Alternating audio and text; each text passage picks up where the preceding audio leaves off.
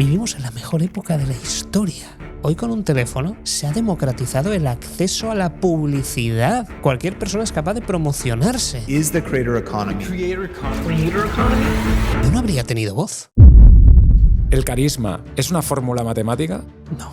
Lo bonito del carisma es que tú puedes construirlo a tu medida y es un traje que tú mismo puedes construir. También tienes que ver que cuanto más te callas, cuanto menos enseñas y cuanto más dejas al misterio... Yo no conocía, no estaba en Barcelona, yo vivía en Valencia. Allí no hay ningún tipo de medio de comunicación. ¿Cómo llego yo a divulgar la importancia de la comunicación y de la oratoria para los chavales jóvenes? No habría tenido ocasión, pero un día pude coger el teléfono, darle a grabar y llegar a millones de personas. Si no inviertes en comunicación o en aprender a comunicar, estás en desventaja. Sí, pero infinitamente. Sobre todo porque hoy las redes sociales han dado voz a muchísimas personas que antes no tenían. Cualquier persona puede coger el teléfono, divulgar su maravilloso conocimiento. Y si es muy bueno, va a llegar si lo comunica de forma efectiva. Entonces, ¿qué pasa con el resto de gente que no son los Einsteins de un campo? Tendrán que saber venderlo. Para comunicar bien se tiene que trabajar, estudiar y ponerte como si fuera en un entrenamiento. Es fundamental. Esto es una habilidad y se ha de aprender. Yo creo que la intuición todo el mundo la tiene y se tiene que trabajar también. Leí en su día un estudio, decía que normalmente el 95% de decisiones que tomamos por instinto son acertadas. En un mundo donde las relaciones con personas, la comunicación es vital y la intuición también. Ahora también se trabaja. Tú, por ejemplo, puedes analizar la comunicación no verbal del que tienes enfrente. No podemos ver si una persona miente o no, simplemente tenemos indicadores de molestia, posibles indicios de que esté mintiendo. Puedes detectar, por ejemplo, si hacen bullying a tu hijo, por cómo reacciona el otro. Hoy quiero hablaros de algo que he incorporado a mi rutina diaria y que me encanta. Es esto, la nueva afeitadora Premium Panasonic Serie 900S. Gracias a Panasonic por sumarse al podcast de hoy. La verdad, encontrar una afeitadora que realmente se ajuste a tus necesidades no es fácil, pero la Serie 900S es increíble. Es compacta, cabe en la mano. Y su diseño japonés minimalista no solo se ve bien, sino que está hecho para darte la mejor comodidad y todo el control. Además tiene 5 cuchillas de acero japonés inspirado en la precisión de las katanas. Cuando la uso, realmente siento que tengo lo mejor del mercado en mis manos, con un sensor inteligente que ajusta la potencia según la densidad de la barba, lo que hace que todo el proceso sea mucho más cómodo, sin irritaciones y sin necesidad de hacer varias pasadas. Si estás buscando una afeitadora de otro nivel, dale una oportunidad a la Panasonic Serie 900S. Está disponible en el Corte Inglés y tengo que dar muchas gracias también a Panasonic por apoyar el podcast de hoy. Ahora seguimos. Don Fer Miralles. Uri. Podcast top. Una de las mejores charlas que tuve en la primera temporada de la Fórmula del Éxito. Repetimos esta segunda temporada. Gracias por venir. ¿Vas a temporada por año? Sí. O sea, qué bueno. Bueno, yo lo mido así. Pero lo podría tener como, o sea, a mí me da igual. Yo voy haciendo charlas y voy repitiendo con amigos como tú, con temas tan interesantes como el que trataremos hoy, que es la comunicación, y con expertos. Uh-huh. Bueno, que yo creo que ya se vio en el primer episodio, ¿no? Que nos abriste los ojos, nos diste pasos a seguir, herramientas para mejorar nuestra comunicación, que es algo fundamental. Sí, porque además, al tú dedicarte a la comunicación, estuvimos retroalimentando y salió un programa muy bueno. Hombre. Claro, viendo los resultados, una maravilla. Gracias por invitarme aquella vez. Más de 1 millón de personas. ¿Quién nos iba a decir? Además, vamos a contar intimidades de la primera vez. Venga. Porque nos citamos en un hotel de Castelldefels. Exactamente. Un sitio muy especial para mí. Y yo fui con mi mujer, con todo el podcast a cuestas, y lo hicimos en una sala de reuniones muy improvisado. Ahora estamos aquí en mi estudio. En el estudio de la Fórmula del Éxito. En un año. Felicidades lo que has logrado. Bueno, ¿cómo se puede cambiar en un año, no? Totalmente. Poniéndole pasión a las cosas. Ya lo creo. Tú también has cambiado mucho en este último año. En un año fue muy fuerte, pero cada año, por ejemplo, ha sido un acelerón extraordinario a nivel tanto profesional, pero también de vida. Sí, me acuerdo en el último programa que te pregunté, oye, ¿cómo llevas el tema de los hijos, conciliar? Y al año, ahora soy papá. O sea, que te tomé bien el consejo y ahí estoy, haciendo malabares como puedo. ¿Todo bien? Todo muy bien. Un regalo. Ha sido un shock al inicio, para que también la gente no romantice tanto el tener niños, sino que las primeras semanas, como padre, tú no sabes qué te está pasando. Al menos lo que me sucede a mí. Yo veía y digo, ostras, y luego ya pasan 2 semanas y es lo mejor que tienes. Pero sí que hay un shock. No sé si te pasó un shock parecido a ti, pero Totalmente. las mamás lo llevan 9 meses, pero nosotros lo vemos de golpe un día. Hicimos un podcast hace muy poco con un pediatra que hablaba de las horas de vuelo. Cuantas más horas de vuelo tienes, es algo que inevitablemente vas aprendiendo y vas también suavizando cosas que al principio no suavizas, ¿no? Y esto es así. Entonces, horas de vuelo, amigo. No hay más. Horas de vuelo también y vamos ya un poco al ajo, en la comunicación. Sí. Es decir, para comunicar bien se tiene que trabajar, estudiar y ponerte como si fuera en un entrenamiento. Es fundamental. Vamos a ver, es como todo. Si tú eres una persona que quieres jugar a fútbol, necesitas echar un montón de horas en los entrenamientos. Por ejemplo, yo no juego al fútbol mucho, pero si me das una pelota, seguro que tras 1 año, 2 años de un buen entrenamiento y con constancia, habré mejorado mucho mi nivel. Lo mismo pasa en la comunicación. Esto es una habilidad y se ha de aprender. Tu primer programa de radio no es de la misma calidad que hoy, porque has tenido una evolución que te ha permitido dominar las escuchas, dominar la comunicación no verbal, leer las reacciones de la otra persona, estar más cómodo. Y ahora es llegar, hola, hola, vamos a ello. Y seguro que a tus inicios era, mañana tengo el programa. Empezaban los nervios, ¿qué hago? Y te lo preparabas un poco más. Entonces, todo eso es una evolución en todas las áreas y en todas las disciplinas. Y lo bueno es que se puede trabajar. Y siempre aquí en el podcast lo que intentamos es dar herramientas tangibles para que la gente se las pueda llevar a su terreno. Para mí es muy importante la comunicación porque te hará evolucionar socialmente, evolucionar en tus relaciones, evolucionar en tu trabajo, evolucionar en muchísimas cosas, y invertir en comunicación para mí es algo fundamental. Sí. Lo dejo claro desde el principio. Si no inviertes en comunicación o en aprender a comunicar, creo que en la era en la que vivimos estás en desventaja. Sí, pero infinitamente.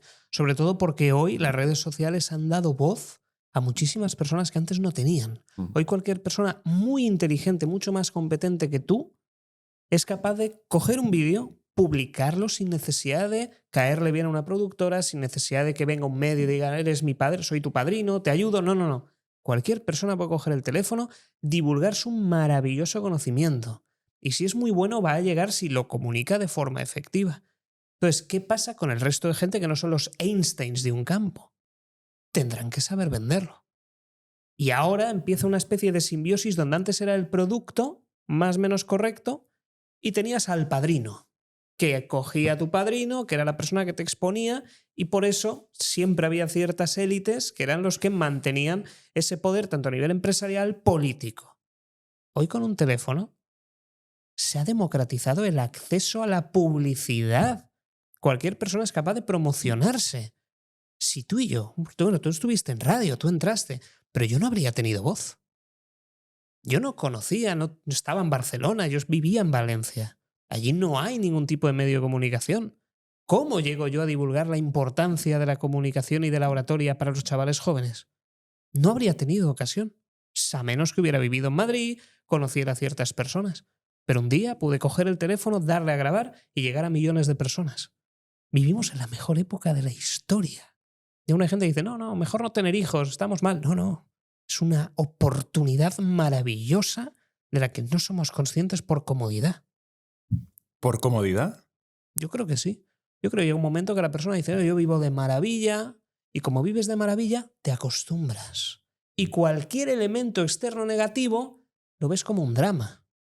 Pero hace 100 años la gente no tenía agua caliente en casa, ni tenían neveras, refrigeradores, ni tenían sistemas sanitarios que tenemos hoy.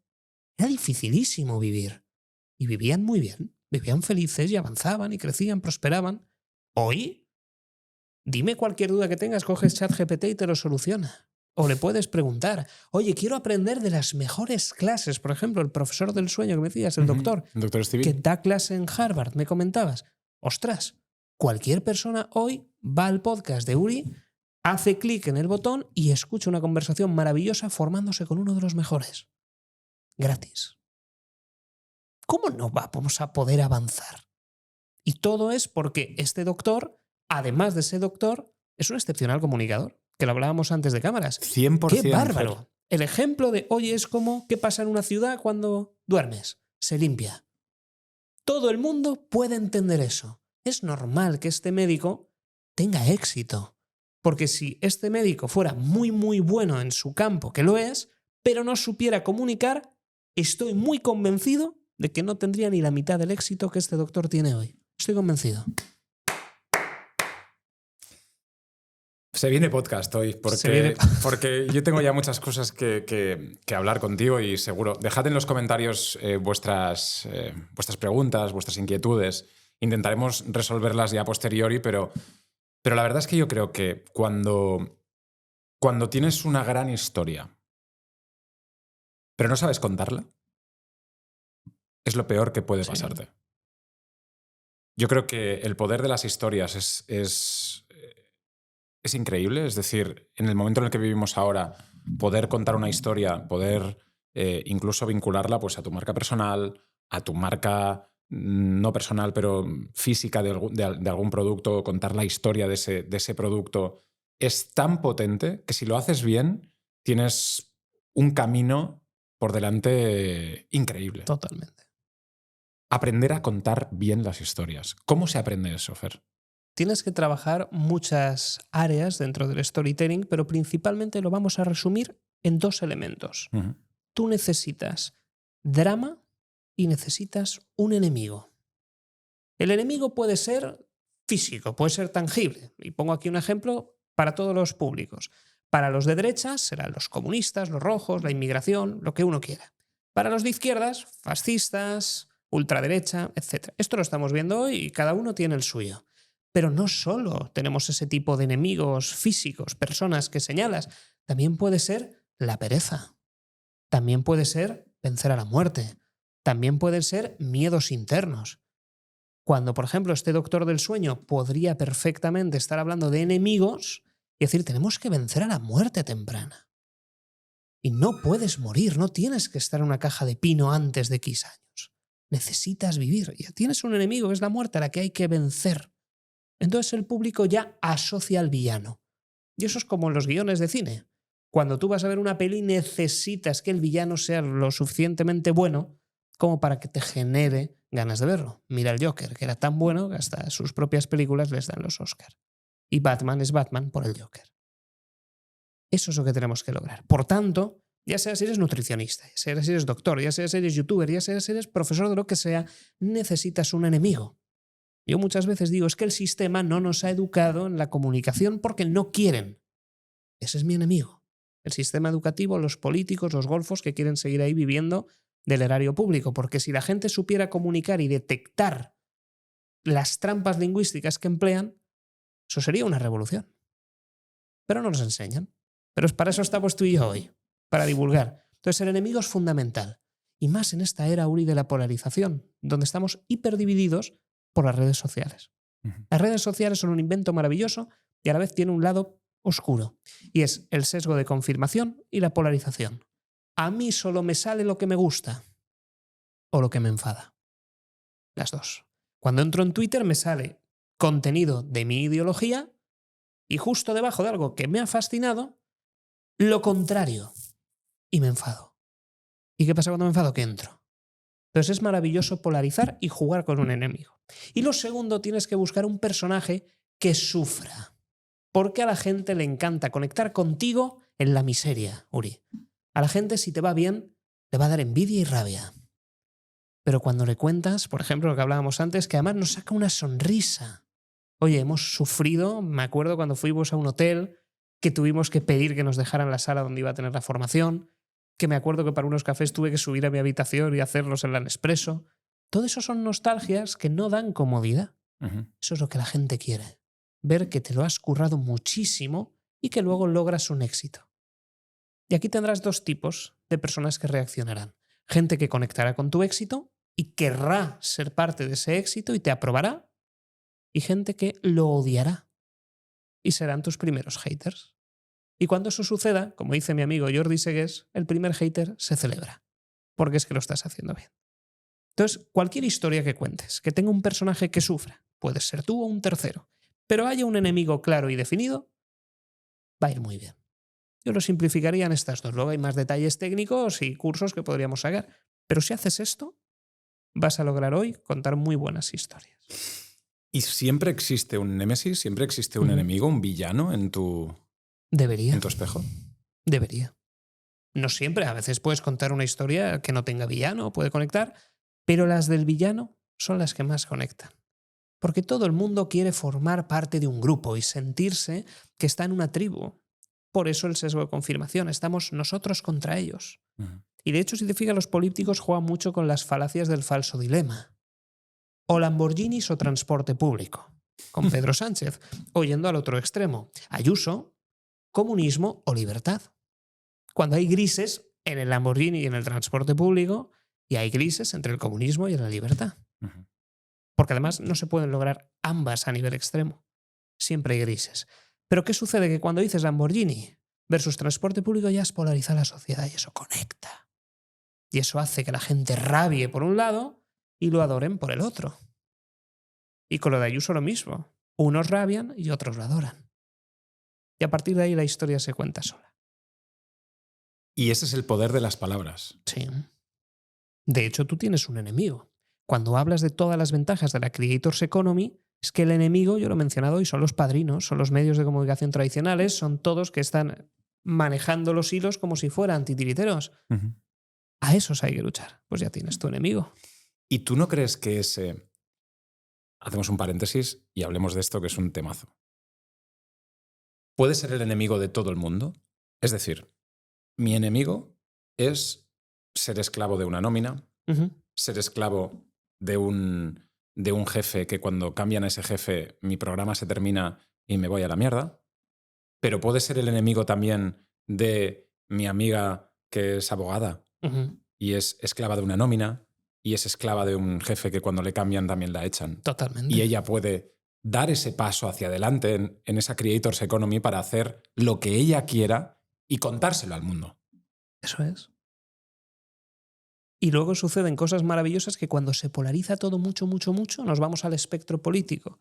Y cuando la derecha, más a la derecha, tiene un enemigo que coincide con el de la izquierda más izquierda, como está pasando ahora, la derecha, hoy enemigo inmigración, izquierda, hay partidos contra inmigración. Ahí surge cuando los dos señalan a uno y qué casualidad que ahora son amigos. Y esto históricamente ha llevado a guerras, le ha llevado a conflicto. Entonces también hay que tener en cuenta el poder del enemigo y cuidado con cierto tipo de polarización, que es bueno buscarla siempre y cuando creas que la controles, aunque a veces se te puede descontrolar.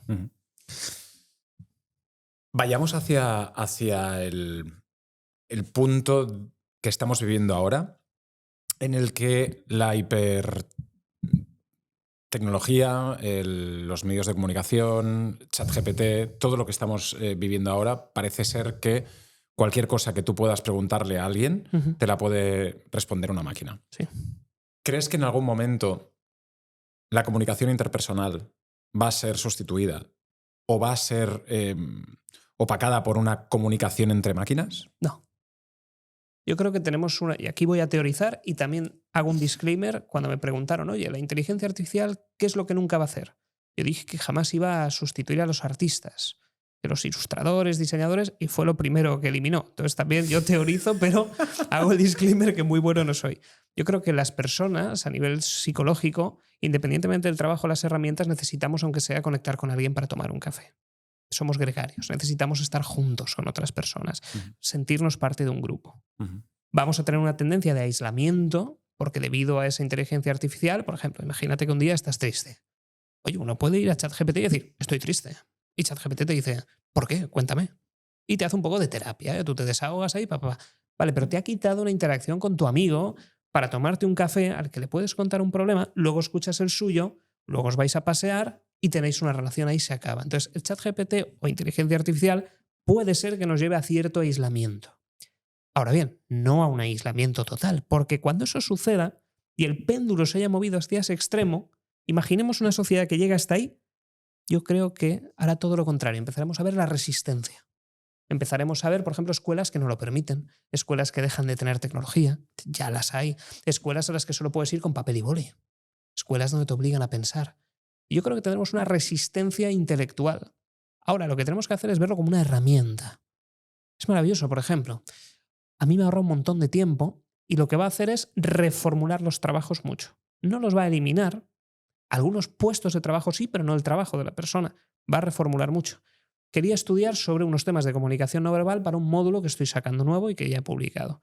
¿Qué sucede? Yo antes tenía que investigar horas, leer papers en inglés enteros, llegar hasta el final. ¿Y ahora qué hago? Muy sencillo. Oye, chat, búscame estudios que hablen sobre estos temas y fíltrame los que más citas tengas. Oye, y me lo da. Los descargo, los analizo, los estudio, pero ya me ha filtrado. Y entonces digo, vale, me acaba de ahorrar 15-20 horas. Entonces lo que nos está permitiendo es ganar vida, ganar tiempo. Y la comunicación, en este caso, ha mejorado mucho porque esto lo sintetizo de forma que se aterriza y lo explico. Lo que hay que tener cuidado es no dar por hecho la información que te da. Claro. Porque no es correcta. Te ayuda, siempre y cuando tú estés al mando y tengas la inteligencia y el criterio suficiente sobre el tema en cuestión para saber discernir si es correcto o no. Por ejemplo, si yo le pido, oye, hazme un plan de entrenamiento, yo no voy a saber discernir si es correcto o no. Pero antes me decías, oye, ¿habrá gente que pueda hacer planes de comunicación? Tú y yo seguramente lo veamos y digamos, esto sí, esto bastante mediocre o esto no tiene ni idea. Pero estos 2 puntos correctos, pop, los extraes y te ayuda a pensar, ya tienes 2. Pero el problema está en que la persona no tenga el mínimo de conocimiento del tema para discernir. 100%. Y puede haber incluso una regresión de conocimiento si se dan por hecho. Que cojamos malas bases. Sí. ¿Tú cómo lo ves? ¿Cómo te ha ayudado, por ejemplo, a ti la inteligencia en tu día a día en el podcast? Pues mira, el podcast, si yo ahora le pongo a ChatGPT, hazme 10 preguntas para Fer Miralles para mi próximo podcast, me las hace. Y probablemente de las 10 habrán 7 que estarán bien formuladas o que serán dentro de un espectro interesante. ¿Qué sucede? ¿Sucede que yo puedo hacer una entrevista a Fer Miralles cuando le pregunto a ChatGPT que me la haga? Sobre el papel sí. Pero si quiero que sea una entrevista donde Fer Miralles, en un momento dado, se me pone a llorar porque tiene una vivencia que me la está contando y yo, en lugar de recoger esa vivencia e ir por ahí, sigo con lo que ChatGPT me ha dado, será una entrevista de mierda. 100%. El otro día estaba hablando con un amigo y hablando de cómo se hacía un gran podcast. Vamos a entrar ahí, ¿eh? Vale. Y yo le decía, pues tú puedes tener a Cristiano Ronaldo y plantear el podcast en cómo es ser un futbolista de éxito, cómo es estar a punto de retirarse, cómo es vivir en Dubái, cómo es ser guapo, rico, famoso y muy humilde, como eres tú. Puedes plantear la historia desde muchos ángulos. Pero si Cristiano Ronaldo, en un momento dado de la entrevista, te dice, voy a fichar por el Barça, como no cojas eso y vayas por ahí, es la peor entrevista que has hecho en tu vida. Entonces, creo que las máquinas nos pueden ayudar técnicamente a hacer las cosas, pero el humano tiene que poner el alma. Totalmente. Hay un experimento que no he analizado mucho, pero me pareció impresionante, que cierta herramienta de Google te permite crear un podcast en inglés dándole una temática. Pero claro, acabas de dar en el clavo. Pierdes el alma. ¿Qué sorpresas va a haber ahí? ¿Qué conexión emocional tienes con estas inteligencias? Y lo peor, esta gente no tiene ningún tipo de background o elemento a seguir, no tiene valores, que es otro de los elementos fundamentales en la comunicación. Totalmente. A ti te siguen porque representas unos valores, a mí me siguen porque represento unos valores, una forma de actuar, incluso en la propia forma de vestir ya estás marcando tus valores. Entonces la gente quiere el enemigo y quiere identificarse contigo y estar en tu bando, hoy por tus valores. Y además hay una tendencia muy interesante que está pasando, que es la amplificación o el miedo que antes había de hablar sobre tu religión y ahora ya no. Se está empezando a utilizar como contracultura dentro de esa parte de grupo. ¿Crees que el dinero también es otra cosa? O sea, no hablamos tampoco de dinero de... No hay una pregunta normal en la que alguien te diga, ¿cuánto ganas? Dentro de ciertos círculos, sí. Pero para la base general, no. y se suele evitar. Pero esto es un tema, yo creo, de envidia. ¿Mm? Sí. Sí, porque para que alguien te diga, imagínate, oye, he ganado X.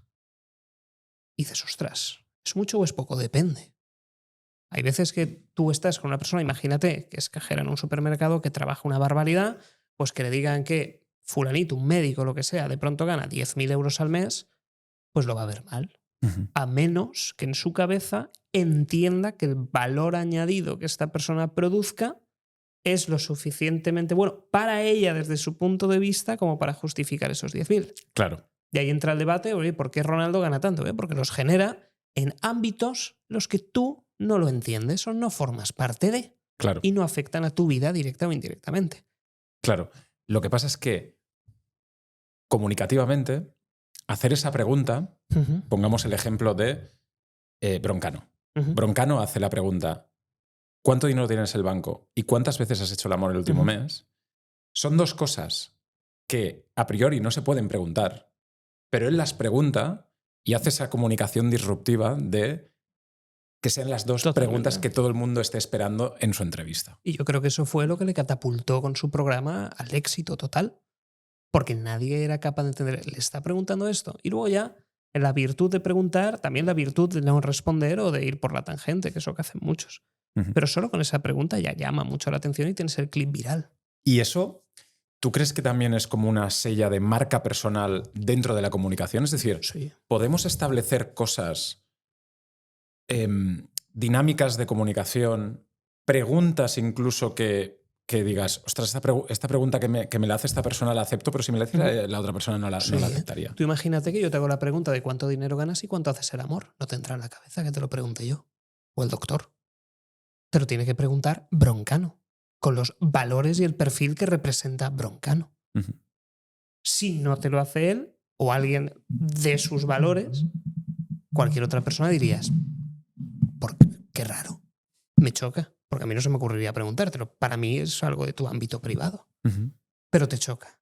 Claro. Entonces depende de los valores. Te podría preguntar otros temas.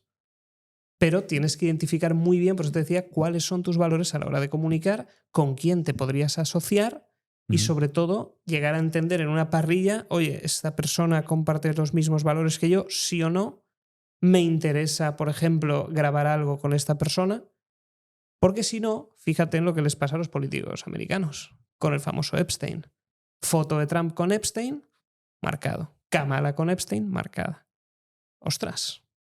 Entonces, mucha gente ahora está calibrando en función de los valores o de los enemigos. Y vamos a una era, 2030, mucha gente, y esto ya lo decía Deloitte en un estudio que analizó en 2018, va a ser freelance, es decir, autónomos, van a trabajar por su cuenta. Esto hay que prepararse porque la tecnología, el teletrabajo y todos los cambios están llevando a que una persona pueda trabajar por su cuenta. La precariedad laboral que existe ahora mismo en España lleva también a que cada uno decida, oye, me lo monto por mi cuenta y me busco las castañas para generar un poco más. ¿Y tú crees que eso es bueno o malo? Depende. Okay. Yo creo que depende de la vida de la persona. Vale. Yo creo que hay perfiles que son capaces y hay perfiles que lo van a tener un poquito más difícil. Pero sobre todo, al final es que el mercado lo valide. Pero te va a tocar cambiar las tornas. Por ejemplo, si tú vendes, imagínate, por bajarlo un poco a profesores. Un profesor ahora mismo está en un cole y el alumno, si le vota, oye, este profesor es muy malo, vale, ¿qué pasa? Bueno, a lo mejor tiene su plaza y no lo tiran. Está haciendo un flaco favor al sistema educativo. En un sistema donde este profe trabaja para diferentes colegios, en función de sus valoraciones dirán, yo lo quiero, es un crack, es más, yo le voy a pagar más. Es decir, si tú haces bien tu trabajo, si tú lo comunicas bien, vas a tener más oportunidades mejor remuneradas.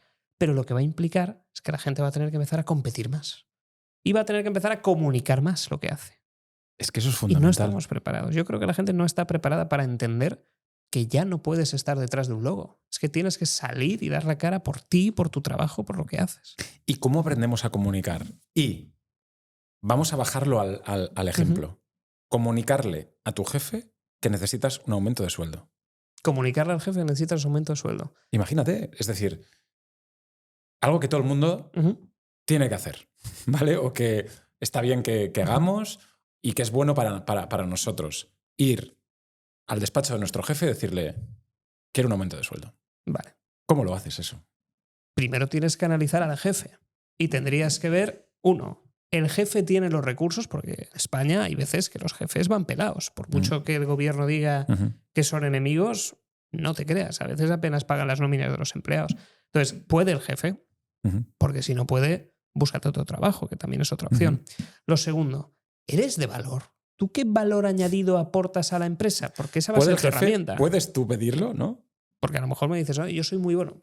Sí, el jefe lo sabe, lo has comunicado, lo tiene en valor, puedes medirlo, porque es mucho más fácil que tú consigas un aumento de sueldo si ahorras trabajo a tu jefe, porque puedes jugar con su pereza, y ahí vamos a los pecados capitales que hablamos en el primer podcast. Bueno, temazo. Es un temazo chulo. Y de hecho puede la gente ir al primer podcast, que es una masterclass, ahí creo que tuvimos 20 minutos de pecados. Increíble. Pero hay que atacar a los pecados del jefe. ¿El jefe puede ganar más dinero contigo, sí o no? Tú imagínate, oye jefe, yo necesito un aumento de sueldo. Para ello te propongo que abramos un nuevo negocio. Yo me encargo de toda la gestión. No te voy a limitar en todas las tareas actuales y además vamos a abrir una sucursal de la que yo me encargo. Tú ganas un 60%, yo un 40%. Y de esta manera yo trabajo el 100% de las horas, tú te llevas el 60% de mi trabajo y conseguimos que tú generes más y yo ese aumento de sueldo que me hace falta. Y aquí aparece una teoría psicológica, que mucha gente no aceptaría esta propuesta, Uri. Por un tema sencillo. ¿Quién gana más, el jefe o el trabajador? 60 el jefe, 40 el trabajador. El jefe. Ah. Y aquí aparece una teoría chulísima. Se hizo un estudio donde cogían a ordenadores y apostando contra la máquina al ser humano le decían, oye, hay $100. Le das a un botón y te decía, 99 para la máquina, $1 para usted. ¿Lo acepta? ¿Y qué hacía el humano? Vale, $1 extra. Tenía 0, ahora tengo 1. Maravilloso. E hicieron lo mismo con humanos. Yo te tenía enfrente, llega un croupier o algo así, $100. Para Uri 99, para ti $1. No, no quiero, porque él se lleva 99. Vale, pero tú has logrado tu aumento de sueldo. ¿Tú has utilizado los recursos de la empresa para lograrlo? ¿Correcto? Sí. Ah. Entonces también tenemos que tener en cuenta que tú tienes que hacer ganar a los demás para tú ganar. Y entonces cuando tú vayas a negociar el sueldo, recuerda que no te lo van a dar por tu cara bonita haciendo perder al jefe. No, aumenta el pastel, hazle ganar más, aunque gane en porcentaje más que tú, porque a fin de término tú estarás ingresando el doble, ese 40 puede representar el doble o el triple de lo que estás cobrando ahora. Y qué bonito hacerle ganar tanto dinero a tu jefe, porque ahora serás irreemplazable. Porque ahora el jefe tiene una deuda económica contigo porque sabe que eres muy bueno. Sabe que la siguiente sucursal hará contigo. ¿Y qué pasa? Que ese día le podrás presentar un 50-50. Luego un 60 tuyo, 40 él. Y el jefe dirá, es que es muy bueno. O quizás ser socios. Entonces tú tienes que jugar muy bien con los pecados. Anular los tuyos, dejar de ser soberbio y decir, no, el jefe que gane, yo soy bueno, pero quiero que el jefe gane, ser humilde. Eliminar la envidia, este experimento que se hizo. Oye, yo quiero que gane el jefe. Si con una máquina aceptas $1, con un humano deberías también. Acéptalo, porque tú ganas más. Y si tú anulas esos pecados y satisfaces los del otro, pereza, no tienes que trabajar jefe, lo hago yo por ti. Soberbia, oye, te va a venir de maravilla, vas a ser referente en el sector. Oh, qué bien. Le estás alimentando todo. Tienes muchas probabilidades de que eso suceda. Y luego tienes la opción en la cual tú no puedes aumentar el pastel, pero tienes que ver si ya de por sí tú eres de valor añadido y le implicaría mucho más problema que tú te vayas y hacer todo el proceso de encontrar una persona, formarla de nuevo, retenerla o darte un porcentaje X. Pero tienes que jugar de esas formas. Es decir, Fer, en comunicación tenemos que apelar a todos esos pecados para triunfar. Sí. Porque al final es psicología humana. Vamos a por los pecados. Vale. Los pecados están en las 3 principales religiones porque viene en el ADN de cada persona. Es imposible anularlos y es imposible no caer en ellos. ¿Y por qué han sido y son tan útiles las religiones? Porque todas te dicen, oye, sé humilde, trabaja, esfuérzate, no seas ostentoso. Porque son elementos que si tú anulas, te va a ir mejor en la vida. Despertarás menos envidias, podrás trabajar, no le caerás mal tan a la gente porque no tienes un ego desmedido de cara afuera, aunque lo puedes trabajar. Pero eso es lo que tenemos que ver. Pero al otro tú le tienes que alimentar esos pecados y sobre todo los 4 principales. El principal es la soberbia, que es el ego del otro. Tú y yo tenemos ego, Uri. Eso es un hecho. Igual que cualquier persona que nos escucha. Pero cualquier persona que se dedica a redes sociales, que se dedica a comunicar, que es buena en un campo, tiene un ego. Porque el ego es lo que te permite llegar también. Pero a veces hay que anularlo. Porque si nos ponemos a ver quién es el mejor, acabamos a puñetazos y eso no es bueno. Pero yo, ¿qué hago? Te doy galletitas para que tú te sientas contento. Y de hecho la gente puede ir al inicio de este programa, donde nos hemos ido lanzando galletitas uno al otro para calibrar, estar contentos y empezar tranquilos. Porque somos iguales. Y que nos pongan en los comentarios qué galletitas me ha lanzado Uri y qué galletitas le he lanzado yo. ¿Sabes qué? Y hago quiero acotar aquí. También hablábamos de cómo hacer el podcast perfecto. El podcast perfecto para mí es cuando, como presentador, asumes en tu ego que el protagonista es el invitado. Y tú, evidentemente, estás ahí y vas a aportar, pero que brille el invitado, ¿no? Es decir, para mí eso, y que el invitado también te vea desde un punto y de igual a igual. Ni arriba ni abajo, ni adulador, ni con menosprecio. ¿Sabes? Entonces, en ese sentido, para mí, en la comunicación, ¿no? Totalmente. En la charla, tiene que existir eso. O sea, y además, ¿te interesa a ti? Claro. A nivel de números. Porque si de pronto tú me vienes con un ego desmedido y no soy capaz de hablar contigo porque hasta me intimidas, ¿yo qué voy a decir? Más o menos. ¿El podcast va a ir a mejor o a peor? Tú te haces una bola. Va a ir a peor. Entonces, a ti el resultado será peor que si anulas tu ego, lo alimentas un poquito al del otro, se siente a gusto, podéis hablar de maravilla y a ti te aumenta tu avaricia porque el podcast va mejor, se gana más, aumenta tu soberbia porque estás teniendo un podcast exitosísimo y aumenta tu envidia porque nadie ha logrado una entrevista del nivel que la has logrado tú. Maravilloso. Pecados. Entonces esa es la clave. Yo veo el mundo con los pecados. Y sobre todo trato de analizar cuál es el pecado principal del otro. En las primeras conversaciones. Y esto se ve mucho. Si alguien te dice, es que mi objetivo es facturar 100K este próximo año. Yo ya sospecho cuando alguien le pone K a un número. Si dice 100K, digo, vale, este es un avaricioso de manual porque ¿qué cuesta decir 1000, 100.000? Pero bueno, es la terminología de los avariciosos, diría yo. Entonces, cuando tú ves que alguien te dice 100K, vale, pues su objetivo ahora es la avaricia. Por tanto, si tú quieres negociar sueldo, por ejemplo, o quieres trabajar con esta persona, no le puedes decir, oye, tenemos que ser referentes en nuestro sector y hacer un buen legado. No, porque el tío quiere facturar o ganar 100K. Quiere 100.000 euros. Perfecto, pues si tú le das la opción de generar esos 100.000, va a conectar más contigo. Es más, esta persona seguramente se rodea de otras personas que solo quieren eso. Pasado ese término, encontrarás a personas perezosas. Gente que a lo mejor ya ha conseguido el éxito y está más relajada en la vida. Yo ahora lo que quiero es disfrutar, bajar un poco el ritmo, estar con mi familia, que es un poco mi versión actual. Perfecto. Pues tú no me digas de ganar dinero, no me digas. Dime, oye, qué bonito, ¿cómo lo vamos a gestionar? A ver si montamos un evento y luego descansamos un par de días. ¡Oh, qué chulo! Sabes que de lo que estás diciendo extraigo que para ser un buen comunicador, para comunicar bien, hay un análisis e intuición de la otra persona y en lugar de hablar, callar para que el otro te dé toda la información. Sí. Y has dicho una palabra que me encanta, intuición. Porque hay veces que no se trabaja. Hay gente que es natural, que es capaz de leerte, está en una conversación y sabe leer los tiempos. Hay alumnos míos con los que trabajo que les digo, oye, esto y aquello, pero no tienen ni un mínimo de intuición, Uri. Y a veces me cuesta, digo, es que es muy difícil trabajar con este perfil porque no tienes ese mínimo de capacidad interpersonal que tenemos a lo mejor otras personas. Y yo creo que la intuición todo el mundo la tiene y se tiene que trabajar también. ¿Cómo lo trabajarías tú? Pues para mí es... o sea, improviso porque nunca me lo he planteado, ¿eh? Pero para mí es, yo te veo y te analizo en todos los aspectos, cómo hablas, cómo vistes, cómo piensas, cómo cómo interactúas, cómo caminas y dejo que mi cuerpo saque un resultado. Vale. Y no lo juzgo. No digo, o sea, es una intuición que está ahí. Y cuando nos vamos relacionando, pues esa intuición pues va moldeándose hacia algo que ya pues van introduciéndose pues otros factores que ya son de peso, ¿no? Pero para mí la intuición es ese primer momento totalmente intuitivo, o sea, totalmente visceral, que no sale de aquí, sino que sale de otro sitio y que te da un resultado.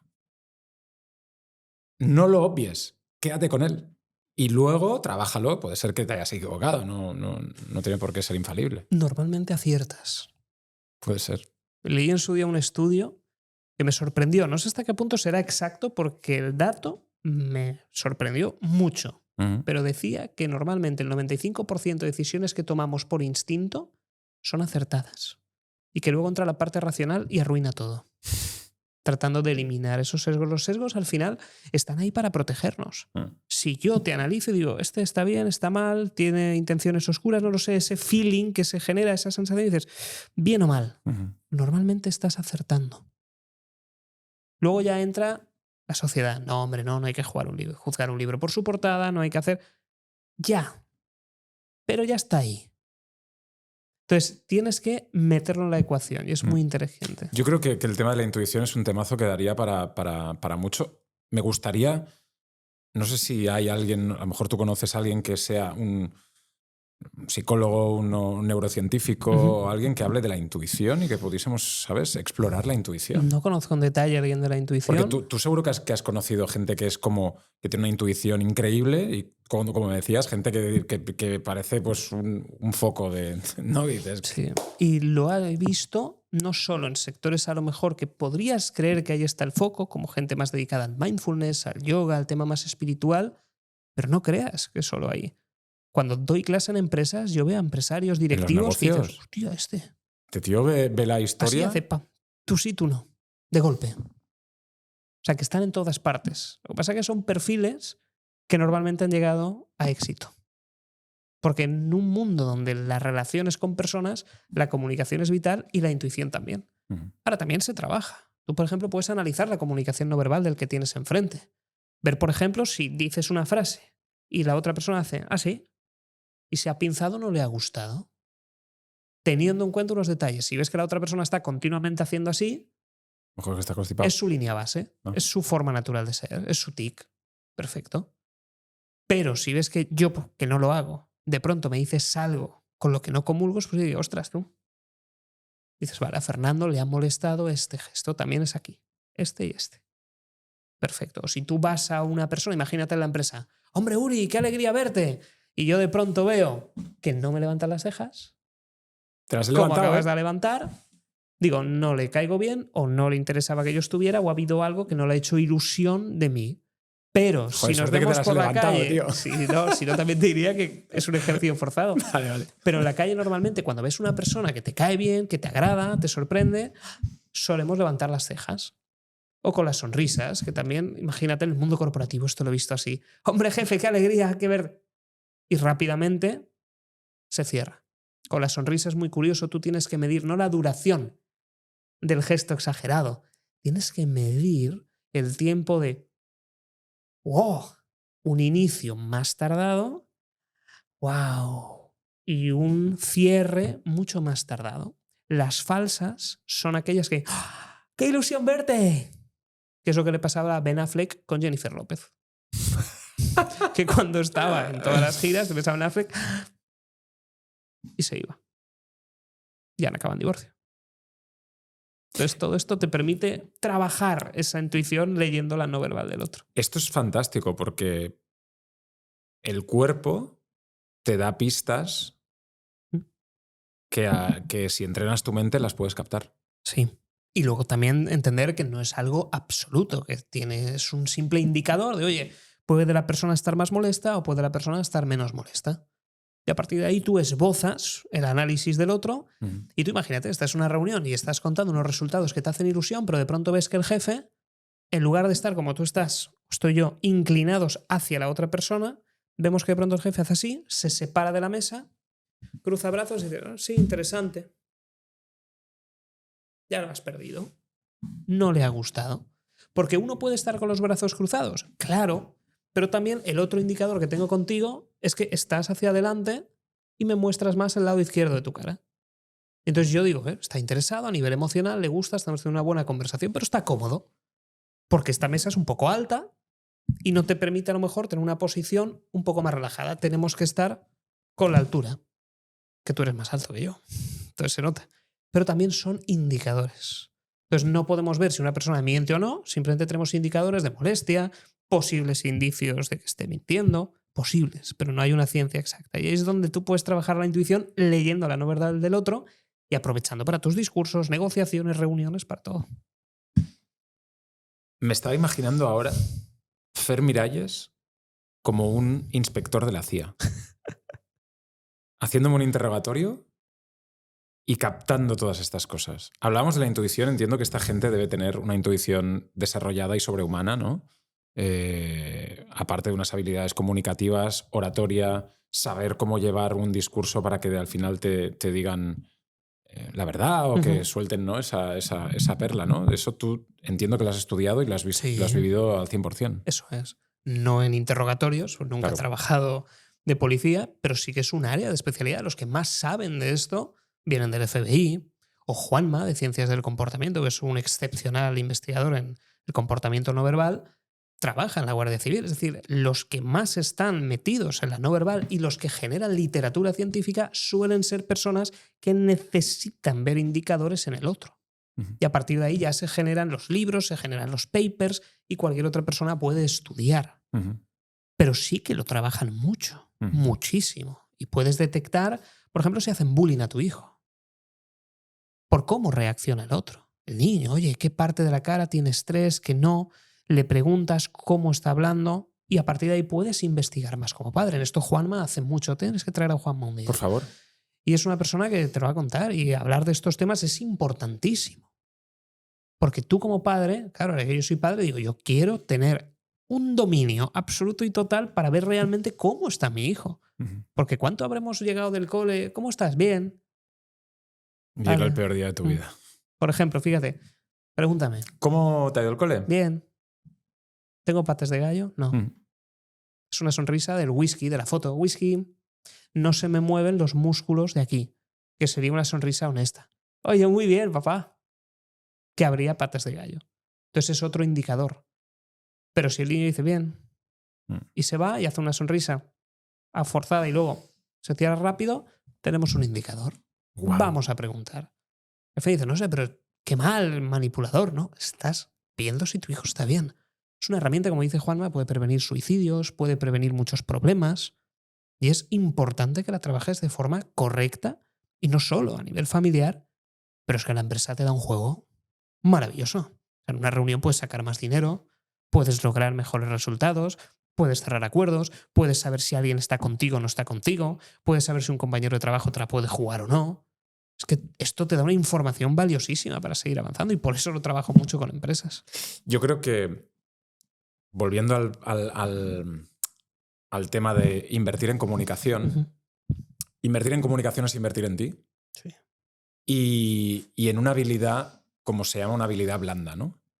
En algo que, pase el tiempo que pase, vas a tener que utilizarlo siempre. No va a caducar, ¿no? Es decir, tú puedes aprender a programar y ahora ChatGPT te puede programar o lo que sea, puedes aprender a editar un vídeo en Final Cut y ahora te lo editas solo. Oh, no sabía eso. Bueno, o CapCut o lo que sea. Pero comunicar es algo que siempre va a estar ahí. Estoy haciendo un reto ahora con Javi Santaolalla. Javi es físico, doctor en física, doctor en ingeniería, estuvo en el CERN de Suiza, en el acelerador de partículas. Es un tío que divulga, tiene más de 2 millones de seguidores en Instagram, bueno, es increíble. Y me recomendó un libro que es Inteligencia Matemática. Muy buen nombre. Me estoy leyendo un libro que se llama Inteligencia Matemática.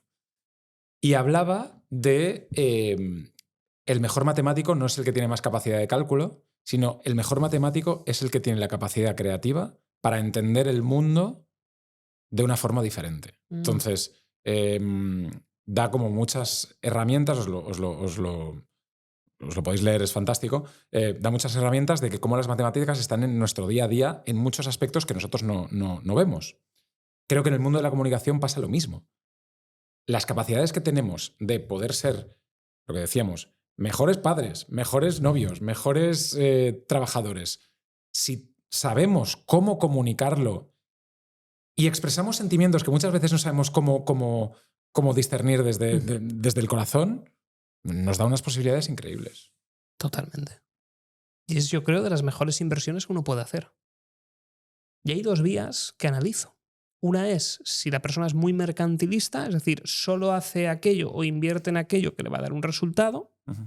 Por tanto, serán personas que verán la comunicación como una buena inversión siempre y cuando, lo que yo digo, tienen un vehículo de rentabilidad determinado. Yeah. Es decir, tienen un vehículo de capitalización. Vale. Por ejemplo, si yo voy a un jubilado que ya no tiene un vehículo de capitalización directa por sus habilidades, porque ya está retirado, no le va a servir si es mercantilista, por tanto no lo va a aceptar. Pero ¿a quién le puede interesar? Por ejemplo, al otro tipo. Oye, las personas culturales. Oye, yo lo voy a aprender por placer. Yo he tenido jubilados que han venido a mis formaciones, poquitos, pero por placer. Y me da gusto. Hombre, pero imagínate un jubilado que aprenda a contar una historia increíble a su nieto.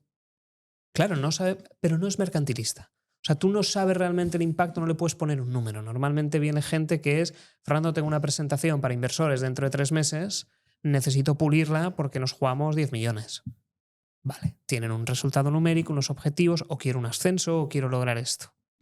Entonces, cuando hay un objetivo claro, es lo que yo llamo mercantilista. Ahí puede tener sentido que esa inversión que vas a hacer, que no tiene por qué ser alta, puedes entrar desde 200 euros o menos, y a partir de ahí empiezas. Vale, ¿lo rentabilizas, sí o no? Pero los del placer también es curioso.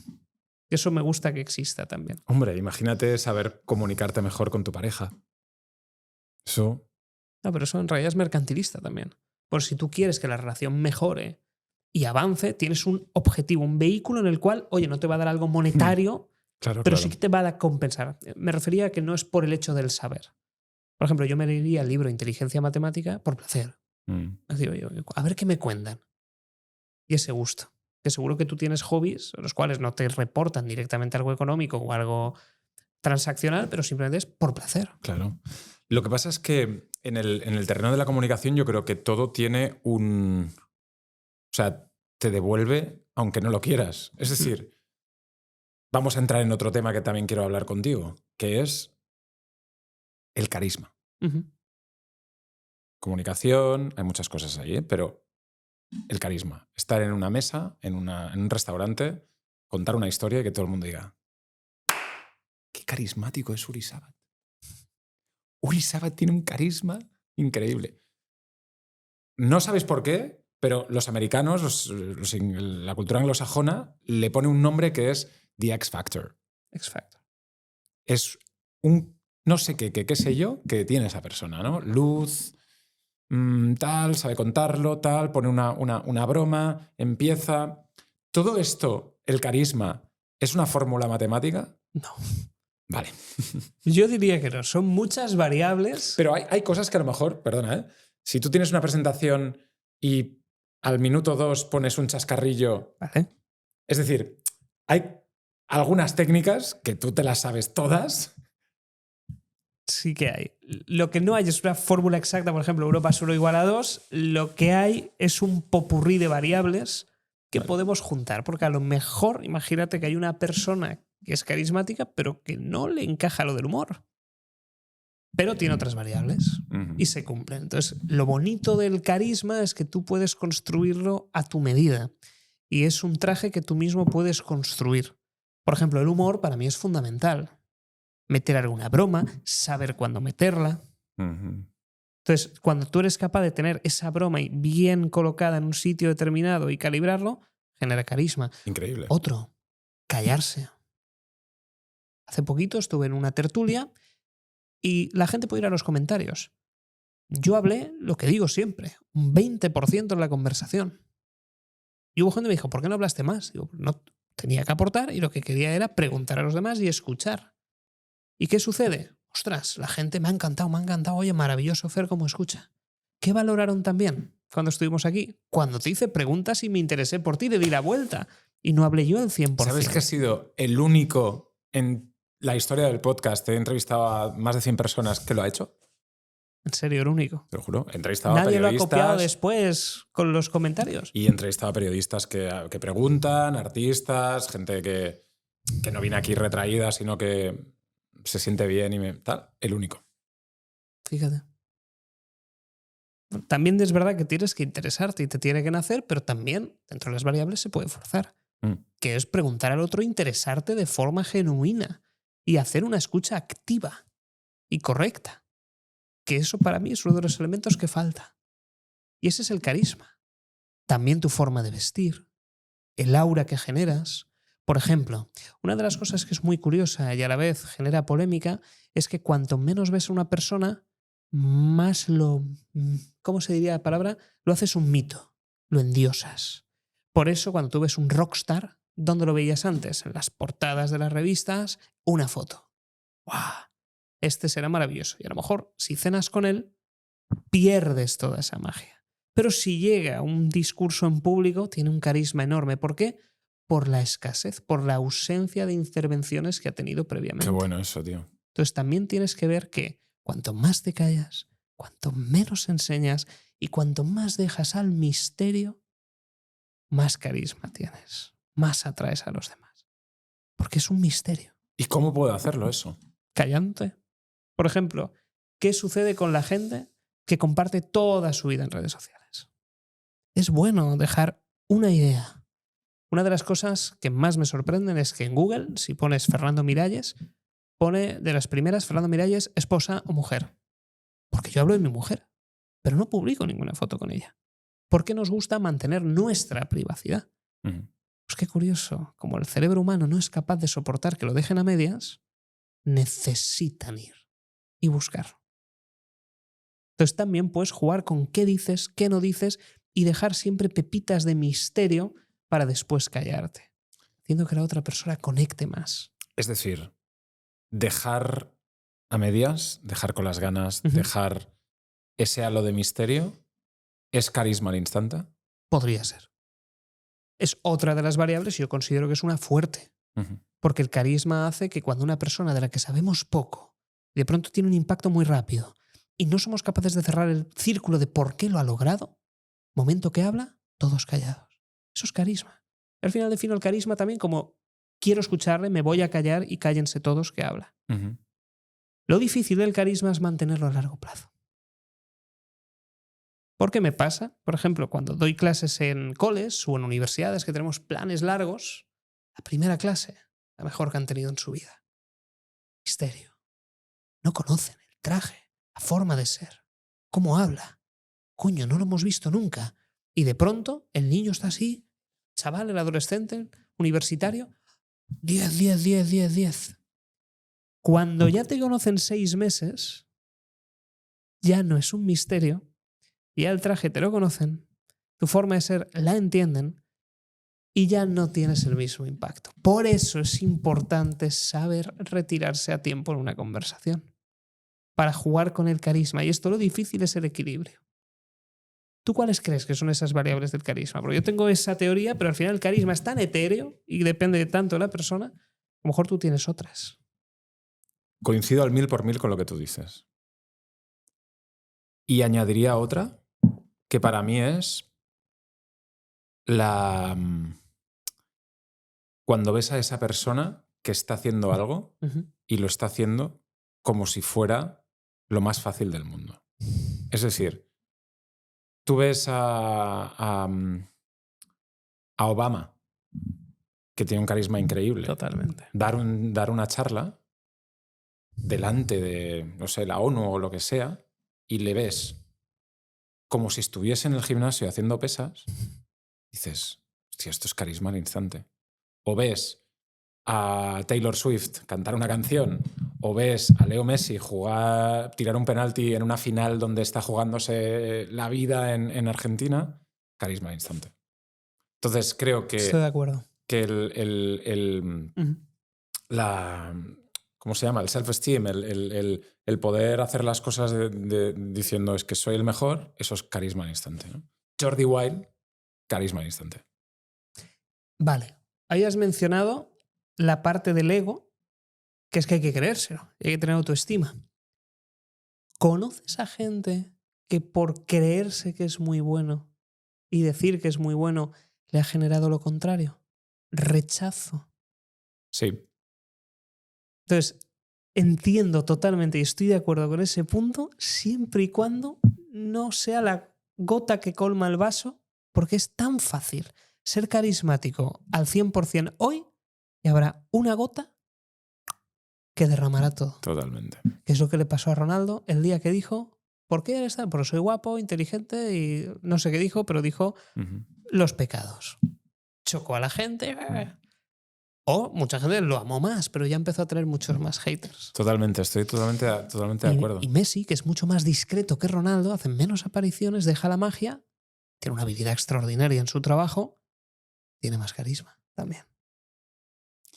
El de Taylor Swift, claro, totalmente. Es que es el mejor ejemplo es Taylor Swift. Yo creo que el carisma también es algo que cuesta a lo mejor o es muy innato y lo tienes tan innato y de una forma tan domesticado también que la gente le abruma, o si lo tienes en demasía, ¿no? Y además alardeas de ello, es lo que tú dices, se va todo.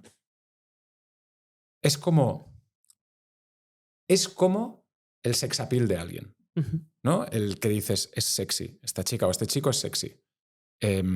Puede ser sexy, pero si ya roza otro punto es como...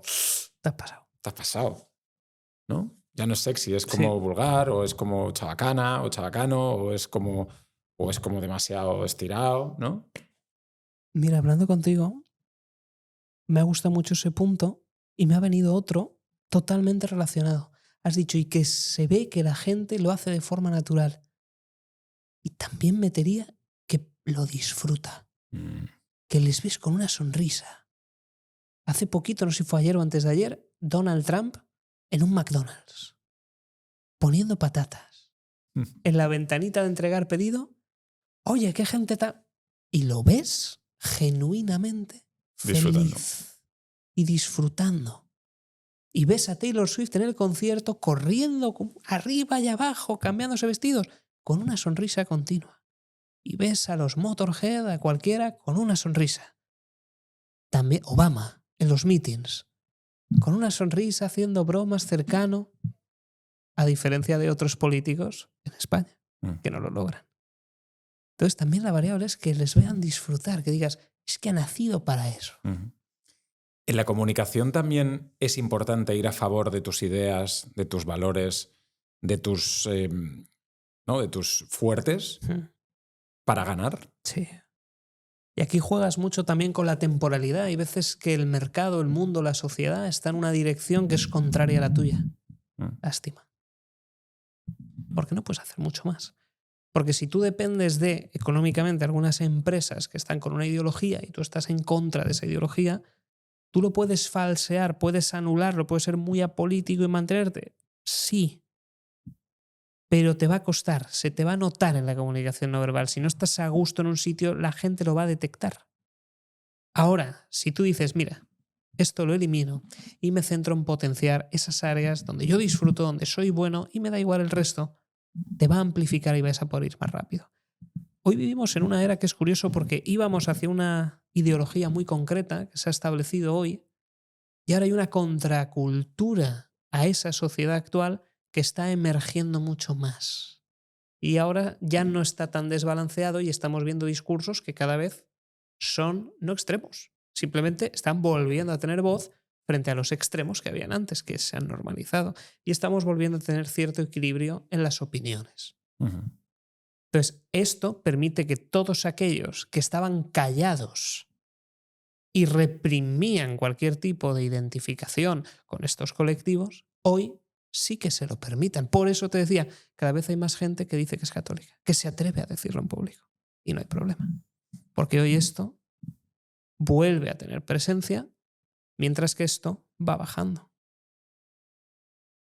Entonces, todas esas personas que han reprimido, por ejemplo, yo soy católico, tengo valores, me gusta, quiero hacer el bien, no lo podías decir, porque enseguida la gente, ¿qué daño hace?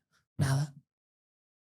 Pero ahí está. Hoy ya está empezando a divulgarse más y más. Entonces la temporalidad es muy, muy importante. Sí. Es capital. Sí. Hombre, tú imagínate ser un liberal libertario en la Argentina de Perón. Ya. Hace 20 años, por ejemplo, cuando estaba ahí firme, o hace 10, no casaría. La gente diría, está usted loco. De hecho, a Milei le llamaban el loco. Y ahora, por Milei, se desplaza la ventana de Overton y empezamos a ver que el tema del liberalismo es posible. ¿Qué es la ventana de Overton? La ventana de Overton es una teoría política en la cual, por ponerte los extremos, espero poder explicarlo para la gente que nos escuche, es más fácil verlo en persona. Es una ventana que tú desplazas con ideologías. Imaginemos una escala. Mi mano izquierda va a ser, por ejemplo, extrema izquierda y la mano derecha va a ser extrema derecha. Pero los extremos de verdad. A partir de ahí, tú tienes luego que todos los extremos son imposibles de concebir por la sociedad. Ok. Lo que dice la ventana de Overton es que tú la puedes desplazar con tiempo y con estrategia para que a la que hoy es imposible de concebir, esa ventana se desplace y de pronto ahora mi mano está en el centro. Ahora es factible. Los políticos juegan mucho a esto. De hecho, La Sexta, que es un programa, una cadena de una ideología muy de izquierdas, muy progresista y muy woke, hace 10-15 años con Ángel Martín hicieron la broma de, es un chico trans que era, ¿cómo decía? Que era chico y ahora es chica, pero es lesbiana. Y entonces empezaron las bromas en La Sexta, jajajaja, entonces que se quede como está. No, porque si era chico, se ha hecho chica, pero es lesbiana, se ha quedado igual. Esto es público y se puede encontrar, es un clip. En aquel entonces, esa idea era impensable para la sociedad. Y si tú te vas a Radio Televisión Española a los 70, a los 60 y entrevistan a gente, oye, ¿qué haría si su hijo fuera homosexual? La gente respondía a la calle, me cago en la leche, mi hijo homosexual, y se volvían locos. Hoy a nadie se nos pasa por la cabeza juzgar a nadie por su ideología y por su forma de amar a los demás. Pero hace unos años era impensable. Entonces, la teoría de la ventana de Overton es que con estrategia y con comunicación puedes desplazar la ventana para lograr que lo que antes era impensable, hoy es posible. Antes era impensable comprar cripto, ¿qué? Yo hoy, todo el mundo, pues, ha comprado un poquito, no sé qué, o mucho, lo que sea. Juguemos a la ventana de Overton en un futuro enamorarse de un robot. Por ejemplo, hoy es impensable. Pero quién sabe. Mi hija se ha casado con un robot. Imagina. Tú imagínate esas frases. Si ya pasaba, por ejemplo, con la inmigración. Oye, mi hija se casó con un inmigrante. Hoy, vale, qué bien, qué chulo, pues iremos a verles. Pues el futuro será un robot. Entonces, todo eso es estrategia. Y la ventana de Overton antes se llevó a un extremo en la izquierda muy fuerte y esa parte derecha de conservador se había perdido y estaban completamente anulados. Hasta que la izquierda... Esto es pendular, siempre.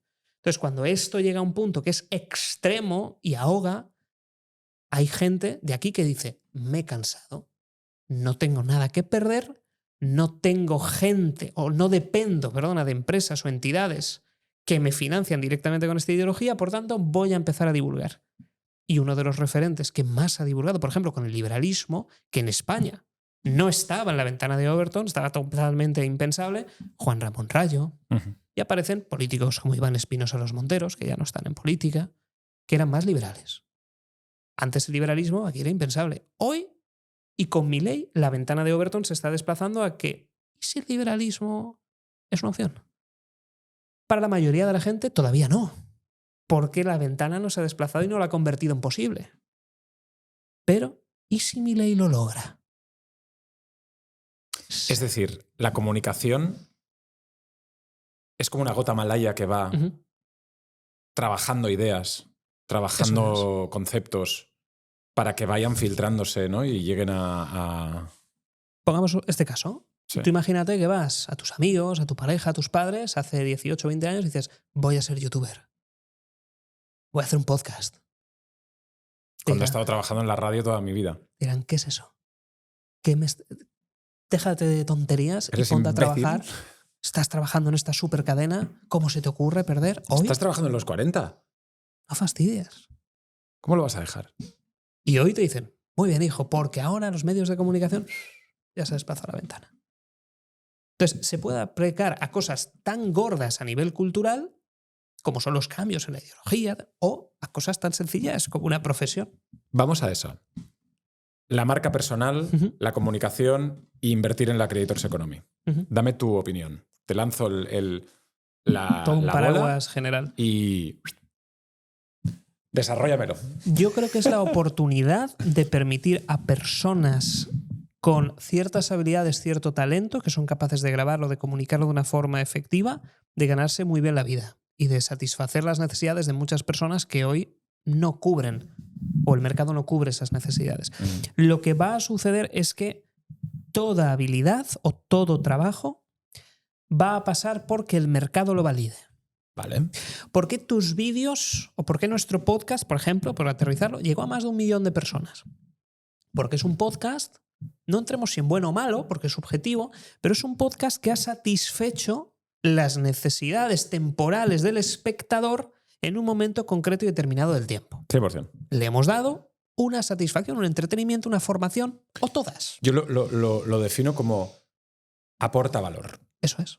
Y aporta valor en 3, yo creo que son como 3 patas. Informar, entretener o inspirar. Totalmente.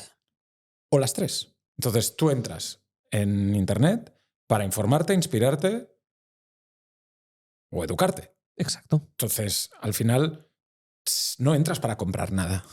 Yo no entro en Instagram para comprar nada. Entro para ver a Fer y que me inspire, me informe, me eduque y después, si quiero más, buscaré más. Eso es. Pero al principio me veo la charla de Fermín y Isidoro y Sabat, que tiene más de 1 millón de visualizaciones, para que me aporte valor. Y eso es lo importante. Ahora, esa ha funcionado. Y a lo mejor habrá otras que tú crees que van muy bien, pero el mercado no ha validado. Que son esos podcasts que a lo mejor no llegan al 1 millón, que eso yo lo llamo los unicornios, qué maravilla. Claro. Pero a lo mejor se te quedan 20.000 visitas. Cuando tienes y dices, ¿qué ha pasado? ¿Por qué? Y entonces te preguntas, ¿técnicamente es muy bueno? Sí. Es buenísimo. Es el mismo. La calidad del audio, ideal. La luz, no, impecable. La calidad de la conversación, oye, yo he hecho buenas preguntas. Entonces, ¿qué ha pasado? ¿Qué ha pasado? Vale, es que el mercado, la gente, no ha visto satisfechas sus necesidades de esas características que has dicho, me han parecido muy interesantes, informativo, educativo e inspirador, no se ha cumplido. Y además no ha tenido el ritmo que el público quería y ha habido otro que lo ha hecho mejor que tú y que ha satisfecho esas necesidades. Entonces, ¿qué aparece aquí? Un riesgo y una oportunidad, como todo. El riesgo es que todos aquellos profesionales que se mantienen trabajando de la misma forma y que son buenísimos, muy técnicos y con un ego desmedido, que consideran que lo que hacen es ideal y perfecto y que el mercado debería reconocerles, pero no lo hacen y por tanto viven de ayudas, se van a ir por ahí. Pero aquellos que dicen, oye, yo tengo la humildad suficiente como para reconocer que lo que yo hago está bien, pero es mejor si encima lo valida el mercado y que mi sustento va a depender de lo que valide el mercado, tienes una área de oportunidad que no te haces a la idea. En Corea del Sur hay profesores que son multimillonarios, profesores de repaso de academias. ¿Por qué? Porque son capaces de montar una academia y son tan buenos que el alumno en presencial que quiere ir ahí paga una barbaridad. Pero no solo eso, encima lo hacen en streaming. Y tú haces un pay-per-view, pagas por ver la clase en tu casa. Mira qué maravilla. Si yo estoy a 300 kilómetros del mejor profesor de todo Corea del Sur y por solo 7 euros veo su clase y lo voy a poder aplicar para sacar mis exámenes, pago. ¿Qué pasa? Que pronto una clase, en lugar de cobrar 14 la hora o 15, que te llegan a pagar en el sistema educativo tradicional, ahí va, que acabas de generar 15.000 la hora. Y dices, ¡wow! ¿Cómo es posible? ¿Vende humo? No. No, porque te da la clase que luego el chaval, el alumno, va a un examen y lo aprueba mejor. Pero ha sabido comunicar su conocimiento de una forma lo suficientemente eficaz para que el alumno lo valore y le dé 7 euros. Pero lo ha escalado. Ese es el futuro al que vamos. Y aquellos que estén ya no preparados hoy, sino que tengan la intención, la humildad y las ganas de trabajar necesarias para adaptarse, son aquellos que no es que sobrevivan, es que lo van a hacer muy bien. Es que es una oportunidad muy buena. Lo malo es que va a afectar a mucha gente que está cómoda, cuyo pecado principal es la pereza. Que es, oye, yo ya está. Y ese es el punto. Y ese pecado capital, la pereza, puede también ir ligado con la envidia, porque cuando lo hagas tú y esté funcionando te puedan decir... Sí. ¿No? Sí. Al final, mira, hay una frase que me gustó mucho, me lo dijo un conferenciante hace muchos años, no me acuerdo el nombre, pero bastante chulo. No muy famoso, pero era muy bueno. Era un profesor. Me dijo, Fernando, nunca critiques a un competidor. Dice, porque tú fíjate, ¿quiénes critican? Los que están debajo. Los que están arriba ni saben que existes. Simplemente hacen su trabajo lo mejor que pueden y disfrutan. Qué gran frase. Me lo dijo, no sé si fue un conferenciante profesor, pero me acuerdo de la frase y dije, ostras. Digo, es verdad. ¿Quién protesta? ¿Quién pone pegas al otro? Aquel que no ha logrado el objetivo que tiene, aquel que sueña con ser esta persona, aquel que cree que lo puede hacer mejor. Caray, si lo puedes hacer mejor, ¿por qué no lo estás haciendo? Uh-huh. Igual que la comunicación crea una realidad, también tu mentalidad crea una realidad. Eso que es, si te estás peleando con el cuarto, con el quinto, estarás en el cuarto o el quinto. Totalmente. Si tú vas a por el primero, pues a lo mejor llegas el primero. Y luego tú imagínate al inicio, cuando empiezas el podcast, que a lo mejor, fíjate, empiezas de cero y no tienes la trayectoria que has tenido tú, que eso también te permite saber la realidad de los números. Pero imagínate a alguien que empieza de cero. Saca un vídeo, 100 visitas. Ya, es que claro, estos el algoritmo les favorece. No. Claro, es que a estos seguro que no. Y en España también hay mucha costumbre de que cualquier persona que ha ganado dinero, que tiene un éxito, es delincuente. Digo, no, lo que pasa es que saben cosas que tú todavía no sabes, pero puedes saberlas. Uh-huh. Si tienes la humildad y las ganas de trabajar suficiente. Y lo mismo pasa en la comunicación. Uh-huh. Hay gente que protesta, ya, pero es que este sale ahí. Esto me ha pasado en empresas. Tengo alumnos que han venido, que me han contratado al final porque dicen, es que yo tengo un compañero que el cabrón no se lo prepara, sale y hace una presentación y encandila a todos. Vale, pues eso, en 3 meses vas a ser tú. Y hacen, sí. ¿A qué ahora ya no te fastidia? ¿A qué hora esa habilidad que lo dices como diciendo que es un delincuente y que hace trampas, ahora que sabes que lo vas a lograr, ya no te molesta? Porque te la has ganado. Y eso es lo que va a pasar en los próximos años. Va a polarizarse todavía más el tema de la envidia. Va a haber una brecha a nivel comunicativo con los políticos, con los ricos. Y eso va a ser mucho más. ¿A qué te refieres? Por ejemplo, Kamala Harris, en un debate contra Trump, le preguntó, en una entrevista que le hicieron los de Fox, el que fue bastante polémico, le preguntan, oye, Kamala, Donald Trump hizo muy bien la gestión, consiguió un tema económico determinado. ¿Qué habéis hecho vosotros para el tema de la inflación y qué medidas propone? Porque ellos, con su gobierno, aumentaron la inflación. ¿Qué sucede? Que en lugar de responder las medidas económicas, dice, ya, pero no vamos a hacer como Trump, que es bajarle los impuestos a los ricos. ¿Y qué pasa? Que su público hace, fantástico, claro. Trump quiere bajar los impuestos a los ricos. Sí, pero no te ha dado la respuesta de la inflación. Pero gracias a la polarización, a ese enemigo en común que se va a potenciar, va por ahí. Entonces la envidia es un factor, Uri, maravilloso. Es quizá el pecado principal. ¿Sí? Sí, de hecho lo decía Charlie Munger. Decía, la avaricia no mueve el mundo. Charlie Munger era el socio de Warren Buffett. Y decía, la avaricia no mueve el mundo, es la envidia. Entonces, si tú sabes jugar bien en comunicación con la envidia, puedes sacar muchas cosas. Yo creo que la comunicación es algo que a mí me ha ayudado en toda mi vida. Creo que es lo que uno de, como en tu caso, ¿no? Uno de tus superpoderes, ¿no? Yo creo que tienes que detectar tus superpoderes y a partir de ahí darles un envoltorio de muchas otras cosas, ¿no? De trabajo duro, de constancia, de educación, de bla, bla, bla. Pero en el caso, creo, nuestro, la comunicación es uno de nuestros superpoderes. Puede ser también el superpoder de muchos otros si se trabaja con una guía. ¿Tú qué le recomendarías a alguien que está empezando y que quiere hacer, por ejemplo, un podcast, que ahora hay muchos, pero es muy difícil entrar, es muy difícil llegar a ser número 1 y sobre todo mantenerse? ¿Qué recomendarías a alguien a nivel comunicativo, estratégico, para poder llegar a cumplir ese objetivo de ser una persona valiosa para el mercado? Yo creo que tienes que plantear lo que decíamos, ¿no? ¿Cuál es tu superpoder? ¿Qué es lo que quieres, tú comunicar en un podcast, por ejemplo? Y establecer una línea de tiempo de ese podcast.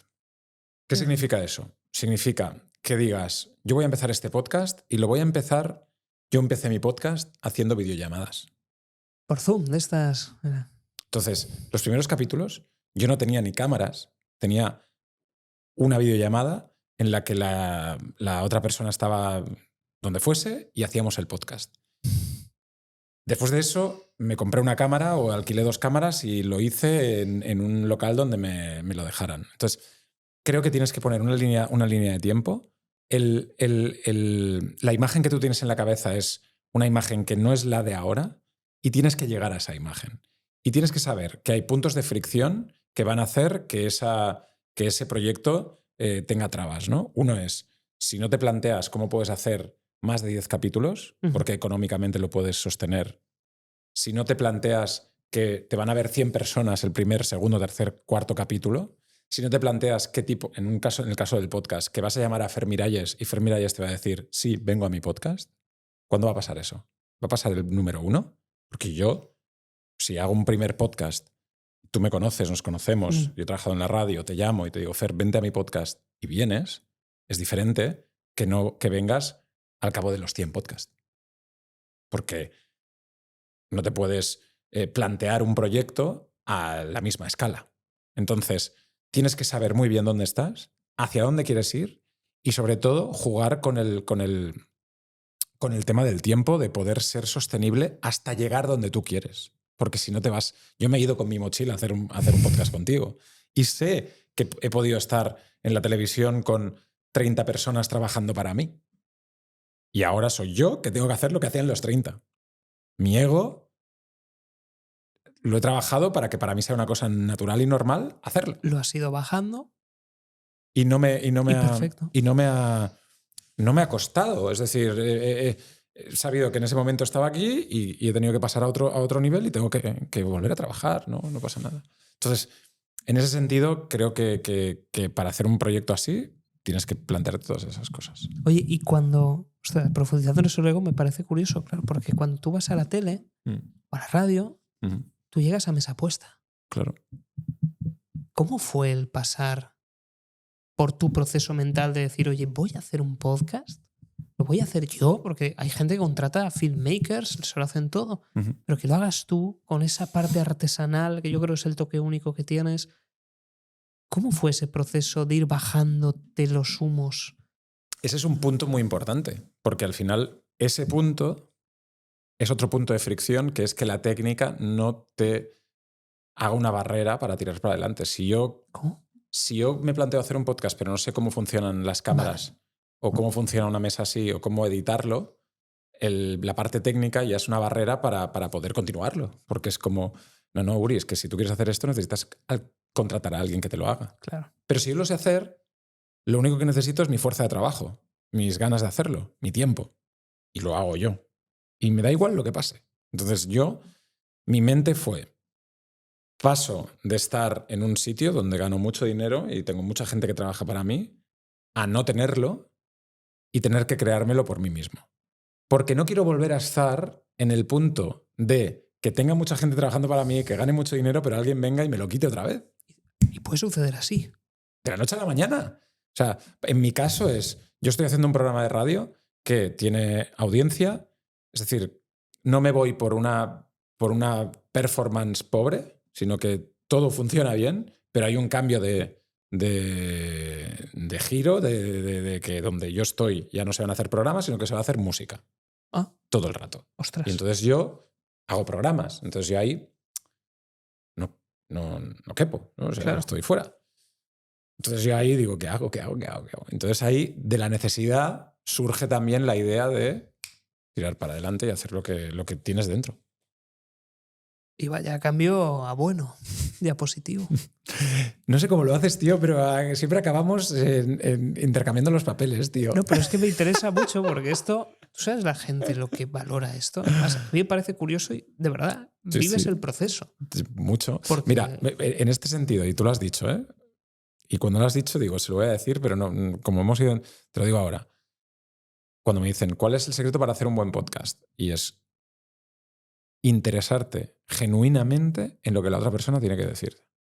Y yo digo siempre, pregunta como pregunta mi hija, que tiene 5 años, y pregunta de una manera muy fácil y sencilla, con un sujeto, verbo y predicado. Es decir, pregunta directa, con una apertura natural para la respuesta y con un interés genuino. No sé qué opinas tú. Yo lo veo total. A mí me gusta lo de los niños. Mi madre siempre me dice, tú eras el ¿qué es eso? Le estar preguntando siempre ¿qué es eso? Es que lo veo Y es totalmente de ti. fundamental. O sea, tú tienes alma de periodista. No, soy curioso. Puede ser que sea alma de periodista, puede ser que sí. De Pero preguntar, podría de ser. saber. Tú eres más de escuchar. Infinitamente. Yo también. De hecho, sí que es verdad que por tema terapéutico me gusta dar mi clase puntual para soltar ideas y liberar, Ujú. pero estaría todo el día escuchando. ¿Verdad? Creo que es una habilidad que se tiene que trabajar mucho. Oye, ¿y todo esto de las cámaras cuándo lo aprendiste? ¿Antes estando en radio o fue después a la fuerza? No, yo ya me formé en eso. Vale. Yo estudié comunicación visual en la facultad, entonces tenía ya un nivel muy básico de saber cómo utilizar una cámara. Y después también por mi trayectoria profesional pues he ido pues, trabajando en temas de audio. Entonces, un tema técnico básico que la gente se puede apuntar a cualquier seminario o cualquier curso, o cualquier instituto que te enseñen 3 o 4 cosas para poder empezar.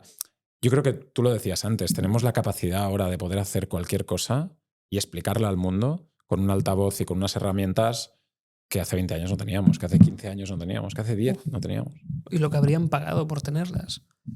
Hombre. O sea, es extraordinario. Claro, yo ahora estaba pensando lo que has dicho, porque a veces se dan conjunciones de elementos que no son comunes. Porque tú hacías radio. Uh-huh.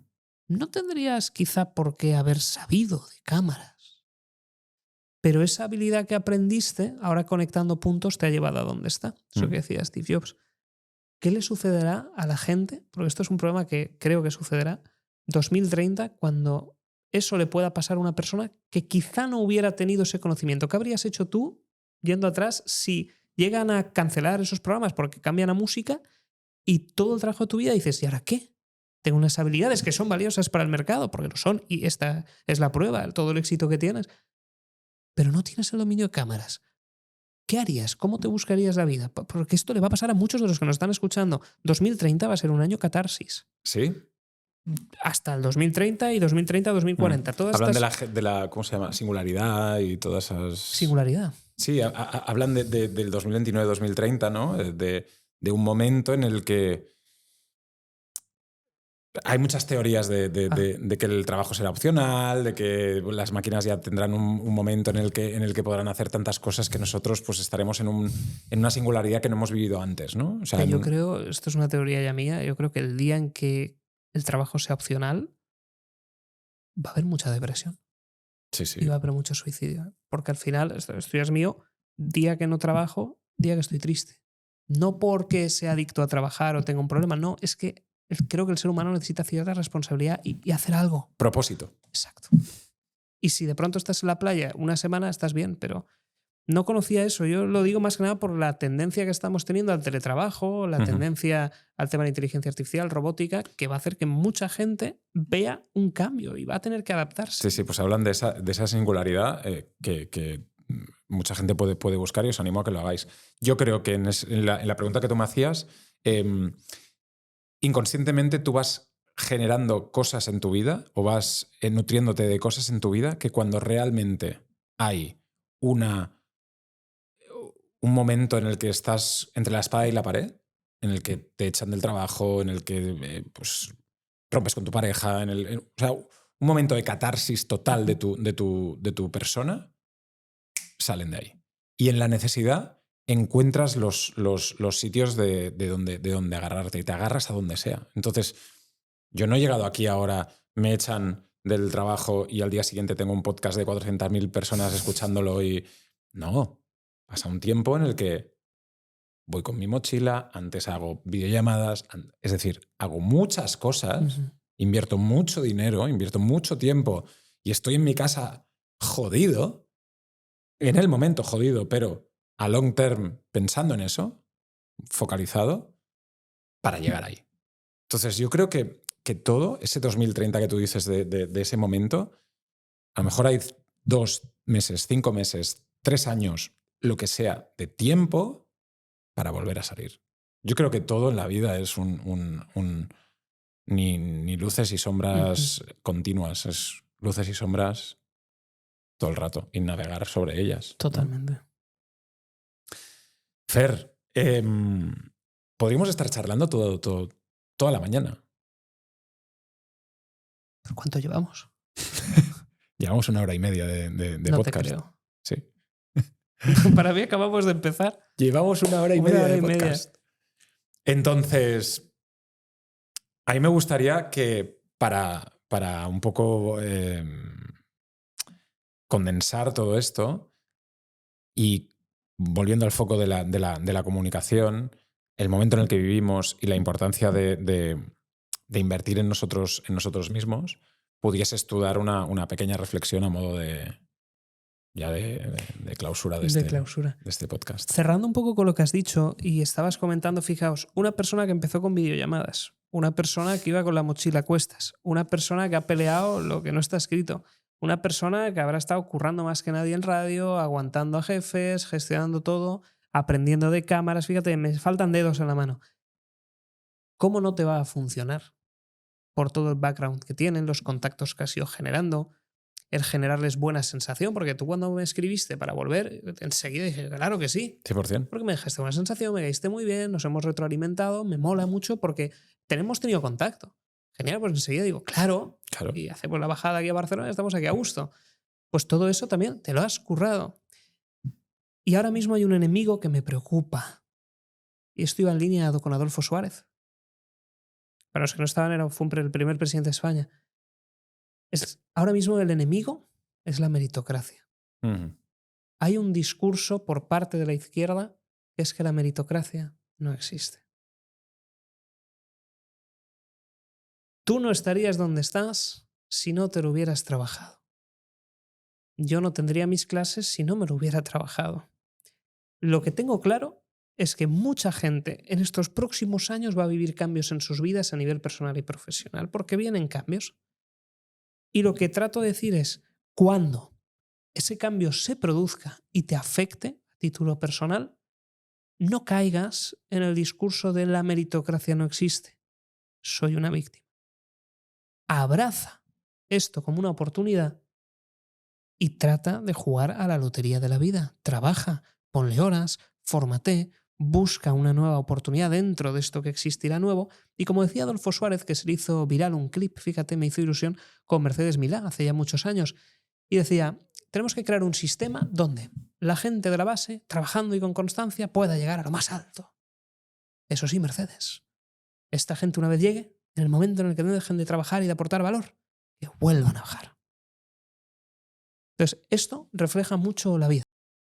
Y hay que entender que la vida ni es justa ni es injusta, la vida es. Y tú simplemente tienes que hacer lo mejor que puedas, aportar un valor al mercado y no culparse. Y la comunicación es fundamental para ayudar a transmitir tus ideas a ese mercado. Fer Miralles, gracias por venir. Muchas gracias por recibirme. Un placer, amigo. Un gusto enorme. Gracias.